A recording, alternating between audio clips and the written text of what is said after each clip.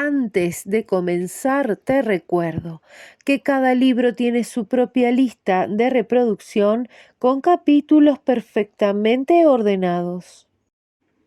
Poliana, Eleanor H. Porter. Capítulo 1. Señorita Polly. La señorita Polly Harrington entró en su cocina un poco apresurada esta mañana de junio. Miss Polly no solía hacer movimientos apresurados. Se enorgullecía especialmente de la tranquilidad de sus modales. Pero hoy estaba apurada, realmente apurada. Nancy, que lavaba los platos en el fregadero, levantó la vista sorprendida. Nancy llevaba solo 2 meses trabajando en la cocina de la señorita Polly, pero ya sabía que su señora no solía tener prisa. Nancy. Sí, señora. Nancy respondió alegremente, pero aún continuaba limpiando la jarra en su mano. Nancy. La voz de la señorita Polly ahora era muy severa. Cuando te hablo deseo que dejes de trabajar y escuches lo que tengo que decir. Nancy se sonrojó miserablemente, dejó el cántaro en el suelo de inmediato, con el paño todavía a su alrededor, por lo que estuvo a punto de volcarlo, lo que no aumentó su compostura. Sí, señora, lo haré, señora, tartamudeó, enderezando la jarra y girándose apresuradamente. Solo continuaba con mi trabajo porque me dijiste especialmente esta mañana que me apurara con mis platos. Ya usted lo sabe. Su señora frunció el ceño. Eso servirá, Nancy. No pedí explicaciones, pedí tu atención. Sí, señora. Nancy reprimió un suspiro. Se preguntaba si alguna vez podría complacer a esta mujer. Nancy nunca había trabajado antes, pero una madre enferma que repentinamente enviudó y se quedó con 3 niños más pequeños, además de la propia Nancy, obligó a la niña a hacer algo por mantenerlos, y se alegró mucho cuando encontró un lugar en la cocina de la gran casa en la colina. Nancy había venido de The Corners a 6 millas de distancia y conocía a la señorita Polly Harrington solo como la dueña de la antigua granja de Harrington y una de las residentes más ricas de la ciudad.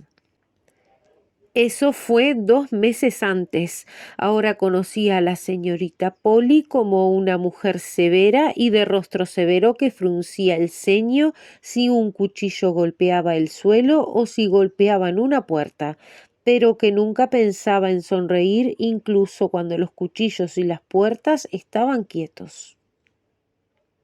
Cuando hayas terminado tu trabajo de la mañana, Nancy, puedes despejar el cuartito al final de las escaleras del desván y hacer el catre. Barra la habitación y límpiela, por supuesto, después de limpiar los baúles y las cajas. Sí, señora. ¿Y dónde pongo las cosas, por favor, que sacó? En el ático delantero. La señorita Polly vaciló y luego continuó. Supongo que debo decírtelo ahora, Nancy. Mi sobrina, la señorita Pollyanna Whittier, vendrá a vivir conmigo. Tiene 11 años y dormirá en esa habitación. Una niña pequeña viene aquí, señorita Harrington. Oh, sería lindo, exclamó Nancy, pensando en la luz del sol que sus propias hermanas pequeñas hacían en la casa de The Corners. Lindo, bueno, esa no es exactamente la palabra que debería usar, replicó la señorita Polly rígidamente. Sin embargo, tengo la intención de hacer lo mejor posible, por supuesto. Soy una buena mujer, espero, y sé cuál es mi deber. Nancy se ruborizó acaloradamente. Por supuesto, señora, fue solo que pensé que una niña aquí podría alegrarle las cosas, vaciló. Gracias, replicó la dama secamente. Sin embargo, no puedo decir que vea ninguna necesidad inmediata de eso. Pero por supuesto, usted la querría. Es la hija de su hermana, aventuró Nancy, sintiendo vagamente que de alguna manera debía preparar una bienvenida para esta pequeña y solitaria extraña. Miss Polly levantó la barbilla con altivez. Bueno, de verdad, Nancy, solo porque tengo una hermana que fue lo suficientemente tonta como para casarse y traer niños innecesarios a este mundo que ya estaba lo suficientemente lleno, no puedo ver cómo debería querer tener el cuidado de una niña. Sin embargo, como dije antes, espero saber cuál es mi deber. Asegúrate de limpiar las esquinas, Nancy, terminó bruscamente mientras salía de la habitación. Sí, señora, suspiró Nancy, recogiendo la jarra medio seca, ahora tan fría que debe enjuagarse nuevamente. En su propia habitación, la señorita Polly sacó una vez más la carta que había recibido 2 días antes de la lejana ciudad del oeste y que había sido una sorpresa tan desagradable para ella. La carta estaba dirigida a la señorita Polly Harrington, Vermont, y decía lo siguiente: Estimada señora, lamento informarle que el reverendo John Whittier murió hace 2 semanas dejando una hija, una niña de 11 años. No dejó prácticamente nada más que unos pocos libros, porque, como sin dudas sabe, él era el pastor de esta pequeña iglesia misionera y tenía un salario muy bajo. Creo que era el marido de su hermana fallecida, pero me dio a entender que las familias no estaban en los mejores términos. Sin embargo, pensó que, por el bien de su hermana, tal vez quisiera llevarse a la niña y criarla entre los suyos, gente en el este. Por eso le escribo.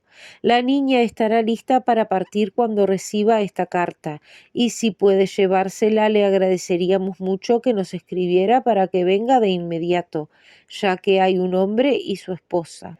Ellos partirán muy pronto al este y la llevarían con ellos a Boston y la pondrían en el tren de Belleville. Por supuesto, se le notificaría en qué día y en qué tren esperar a Poliana. Esperando tener noticias suyas favorables, pronto quedo respetuosamente suyo, Jeremiah O. White. Con el ceño fruncido, la señorita Polly dobló la carta y la metió en su sobre. Ella había respondido el día anterior y había dicho que se llevaría a la niña, por supuesto. Esperaba conocer su deber lo suficientemente bien como para eso. Pero desagradable que fuera la tarea. Mientras estaba sentada ahora con la carta en sus manos, sus pensamientos regresaron a su hermana Jenny, quien había sido la madre de esta niña, y al momento en que Jenny, siendo una niña de 20 años, insistió en casarse con el joven ministro, a pesar de las protestas de su familia. Había habido un hombre rico que la había querido y la familia lo había preferido al ministro, pero Jenny no. El hombre rico tenía más años, así como más dinero en su haber, mientras que el ministro tenía solo una cabeza joven llena de ideales y entusiasmo de la juventud y un corazón lleno de amor.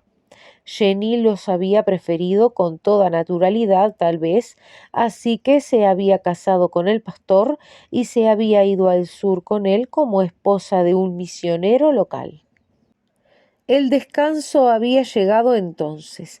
La señorita Polly lo recordaba bien, aunque en ese momento no era más que una niña de 15 años, la más joven.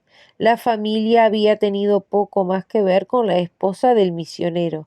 Sin duda, la propia Jenny había escrito durante un tiempo y había llamado a su último bebé Poliana por sus 2 hermanas, Polly y Ana. Los otros bebés habían muerto.